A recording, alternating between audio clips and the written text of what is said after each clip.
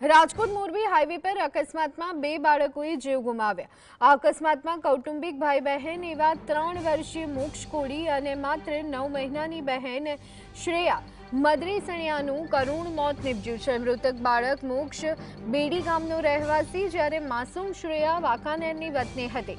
અકસ્માત એટલો ભયાનક હતો કે કારના ફૂરચા ઉડી ગયા।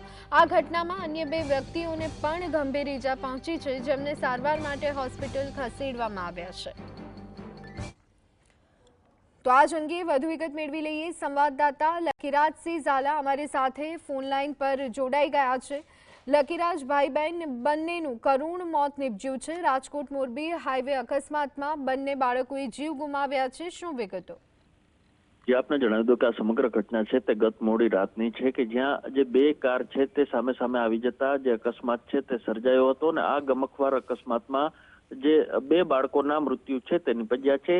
જે આ સમગ્ર ઘટના છે તે રાજકોટ મોરબી હાઈવે ઉપર બનવા પામી હતી। કાગદડી ગામ નજીક આ જે બંને કારનો અકસ્માત છે તે સર્જાયો હતો, જેમાં 3 વર્ષના મોક્ષ અને 9 મહિનાની શ્રેયા મદરેસણિયા નામના કૌટુંબિક ભાઈ બહેનનું મોત છે તે નીપજ્યું હતું। ઘટના સ્થળે મોક્ષ છે તે બેડી ગામ ખાતે રહેતો હતો, તો શ્રેયા વાંકાનેરની વતની હોવાનું હાલ સામે આવ્યું છે। સમગ્ર ઘટનાનો જાણ છે તે સ્થાનિક પોલીસને થતા તાત્કાલિક ધોરણે પોલીસ છે તે ઘટના સ્થળ ઉપર પહોંચી હતી અને સ્થળ પંચનામું સહિતની જે કાર્યવાહી છે તે હાથ ધરવામાં આવી હતી। તો બીજી તરફ અન્ય જેટલા ઈજાગ્રસ્ત લોકો હતા, 2 લોકો તેમને તાત્કાલિક ધોરણે રાજકોટ સિવિલ હોસ્પિટલમાં ખસેડવામાં આવ્યા છે। ત્યારે આ સમગ્ર ઘટના બનતા પરિવારજનોમાં શોક છે તે વ્યાપી ગયો છે।